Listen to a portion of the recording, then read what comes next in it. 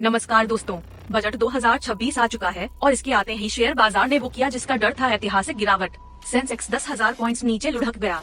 सरकार कह रही है कि यह बजट विकसित भारत 2047 की नींव है, लेकिन सवाल यह है कि क्या हम 2047 में जी रहे हैं या 2026 में?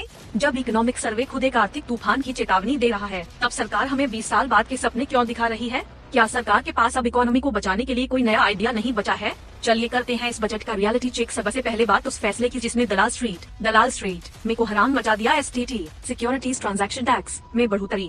सरकार ने फ्यूचर्स और ऑप्शंस पर टैक्स बढ़ा दिया है।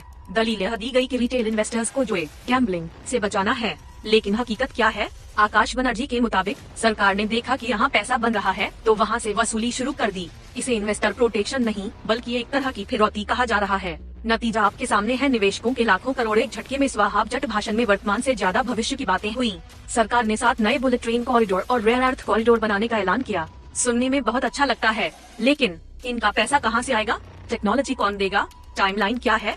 बजट में इसका कोई जिक्र नहीं। यह सिर्फ पावर पॉइंट प्रेजेंटेशन तक सीमित है। याद कीजिए 100 स्मार्ट सिटी और मेक इन इंडिया का क्या हुआ? कहीं ये घोषणाएं भी सिर्फ हेडलाइन मैनेजमेंट तो नहीं। अगर आप मिडिल क्लास हैं, तो आपके लिए इस बजट में बड़ा शून्य जीरो है।